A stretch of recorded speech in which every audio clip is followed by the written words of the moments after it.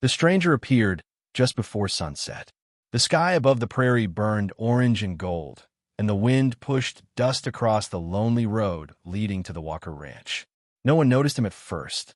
The ranch hands were busy repairing a broken fence while cattle grazed in the distant fields. It wasn't until old Hank Walker looked toward the gate that he saw a lone figure walking slowly through the drifting dust. The man carried nothing except a weathered canvas bag slung over one shoulder. His boots were worn thin. His coat looked older than some of the ranch buildings. And his eyes looked like they had seen too many winters. The stranger stopped at the gate and removed his hat. "Evening," he said quietly. Hank studied him carefully. Around these parts, strangers rarely appeared without a reason. "Can I help you?" Hank asked. The man glanced toward the cattle. "I've been walking for 3 days, looking for work." His voice was calm but exhausted. "We don't need extra hands." The answer came quickly. The ranch had been struggling for months. Feed prices were rising. Repairs were overdue. Hiring someone new wasn't an option. The stranger nodded as if he expected the answer. Then he said something unusual. "Let me stay 1 week." Hank frowned. "What?" "I'll take care of your cattle." The old rancher crossed his arms. "And why would I trust you with my herd?" The stranger looked toward the horizon. "Because cattle are about the only thing left in this world I understand." Something in his voice made everyone silent. Not confidence, not pride. Loss. Deep loss. Before Hank could answer, his daughter, Emily, stepped onto the porch. She studied the traveler carefully. He looked harmless, but appearances could be deceiving. "What should we call you?" she asked. The man hesitated. "Luke. Just Luke. No last name. No explanation. No story." The mystery only deepened. Hank was seconds away from sending him down the road when thunder suddenly echoed across the plains. Everyone looked west. Dark storm clouds were rolling toward the ranch faster than expected. The wind intensified. Then one of the ranch hands came racing across the yard on horseback. His face was pale. "Hank!" The horse slid to a stop. "The north fence is down." Hank's stomach dropped. "What?" "Half the herd is heading straight for the canyon." For one terrifying second, nobody moved. Hundreds of cattle, a storm approaching, and a deadly canyon less than 2 miles away. Then the stranger stepped forward. "How many riders do you have?" Hank stared. "Not enough." Luke grabbed the reins of a nearby horse. "Then we'd better move." As lightning flashed across the darkening sky, the mysterious drifter rode toward the runaway herd. And nobody knew whether he was about to save the ranch or disappear forever. Rain hammered the earth as Luke rode hard through the darkness. The herd was already spreading across the open prairie. If they reached the canyon, dozens could fall to their deaths. Maybe more. The ranch's survival depended on stopping them. Hank expected panic. What he saw instead stunned him. Luke moved through the storm like a man who had done this his entire life. He anticipated every turn, every movement, every shift in the herd behavior. The cattle responded almost immediately. Within minutes, he was redirecting them away from danger. The ranch hands struggled to keep up. For nearly 3 exhausting hours, they worked through mud, lightning, and freezing rain. By midnight, every animal was safely contained. Not one was lost. Back at the ranch, the crew gathered around the barn. Nobody said much. They simply watched Luke unsaddle his horse. Finally, one of the hands spoke. "Where'd you learn to do that?" Luke paused. A shadow crossed his face. "My father." That was all he said. Over the next several weeks, Luke stayed. Nobody officially hired him, but nobody asked him to leave either. He woke before sunrise, worked harder than anyone, never complained, never bragged, and somehow, little by little, the ranch began improving. Broken equipment got repaired. Sick cattle recovered. Lost calves were found. Even Hank started relying on him. Still, questions remained. Who was he? What was he running from? The answer came one evening. Emily found Luke sitting alone beside the barn, watching the sunset. For a long moment, neither spoke. Then she asked quietly, "What happened to you?" Luke's jaw tightened. His eyes remained fixed on the horizon. "I used to own a ranch." Emily blinked. "You did?" He nodded. "Big one." "What happened?" Silence lingered. Then he finally answered. "Bank took it.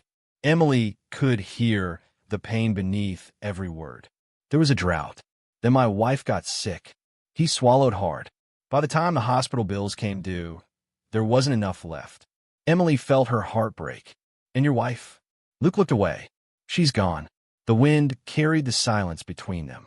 For the first time, Emily understood. This wasn't a drifter. This was a man whose entire life had been taken from him. But before she could say anything else, headlights appeared at the ranch entrance. A black luxury truck rolled into the yard. Nobody recognized it. The driver stepped out wearing an expensive suit.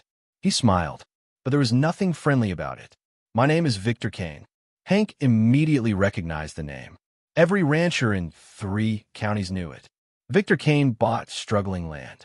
Then he forced owners out. I'd like to discuss purchasing this property. Hank's expression darkened. We're not selling. Kane smiled wider. You will be. As the businessman drove away, Luke watched silently. Something dangerous flickered behind his eyes. Because for the first time since arriving, he had found something worth fighting for. Over the following weeks, pressure came from every direction. Loan notices appeared. Suppliers suddenly refused credit. Rumors spread throughout town. Someone was working against the Walkers, and everyone knew who it was. Victor Kane. His goal was simple: break the ranch financially, then buy it for pennies. Hank tried to remain strong, but the stress was crushing him. One evening, Luke discovered something alarming. The cattle feed supplier had been bribed. The ranch's contracts were being sabotaged. Kane wasn't negotiating. He was attacking. When Luke confronted him in town, the businessman laughed. You don't belong here. Luke remained calm. Neither do you. Kane smirked. I build empires. No, Luke replied. You destroy families. The smile disappeared. For a moment, neither man looked away. The battle had become personal. Days later, Kane made his move. He arrived with lawyers and documents claiming ownership rights over critical water access used by the ranch. Without that water, the cattle couldn't survive. The ranch would collapse. The family gathered in despair. Years of work seemed lost. Then Luke quietly placed a folder on the table. Everyone looked at him. What is this? Hank asked. Luke took a deep breath. The reason I knew who Kane was. Inside were records, old contracts, legal filings, evidence. Years earlier, Kane had used nearly identical tactics against Luke's own ranch. Luke had spent years collecting proof. Proof of fraud. Proof of manipulation. Proof Kane never expected anyone to possess. The room fell silent. Emily stared at him. You kept all this? Luke nodded. One day I hoped I'd stop him. The case reached county court. The entire town showed up. When the evidence was presented, Kane's empire began collapsing in real time. The judge ruled against him. Investigations followed. Contracts were overturned, and Kane walked out of the courtroom defeated. For the first time in years, the Walker Ranch was safe. But something even more important happened. As everyone gathered outside, Hank turned toward Luke. The old rancher's eyes glistened. You saved us. Luke shook his head. No. Hank placed a hand on his shoulder. You became one of us. And in that moment, the outsider finally understood. He wasn't standing beside a family. He was standing inside one. Chapter 4. The Reward and the Emotional Ending. Summer arrived across the prairie. Grass returned. The cattle grew stronger. And life slowly settled into something peaceful. For the first time in years, laughter could be heard around the ranch house again. Luke still woke before sunrise. Still worked harder than everyone else. But something had changed. The loneliness was gone. One evening, Hank called everyone to the porch. The sunset painted the fields gold. Luke stood quietly among them, confused. Hank handed him a small envelope. Luke opened it. Inside was a deed. His hands froze. What is this? Hank smiled. A partnership. Luke stared in disbelief. You can't be serious. I am. Emily stepped forward. You saved this ranch. Luke's voice trembled. I didn't do it for that. We know, she said softly. That's why you deserve it. For several seconds, he couldn't speak. Years earlier, he had lost everything. His ranch, his wife, his future. He had walked hundreds of miles believing his story was over. Yet somehow, standing here beneath a fading sunset, he realized something extraordinary. Life had given him a second chance. Not the same life. A better one. Months later, visitors passing through the county often saw Luke riding across the Walker fields. Most assumed he had always belonged there. Few knew the truth. Few knew he had once arrived with nothing except worn boots, tired eyes, and a broken heart. But the people who mattered knew, and they never forgot. Because sometimes a stranger arrives carrying more than a travel bag. Sometimes they carry courage, loyalty, kindness, and the ability to change lives forever. As darkness settled over the ranch and the porch lights began to glow, Luke looked across the land he now called home.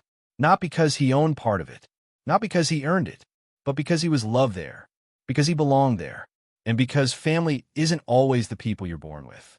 Sometimes it's the people who open the door when you've almost given up knocking. Some people spend their whole lives searching for a place to belong. Others find it on an ordinary evening, standing at a ranch gate they almost walked past.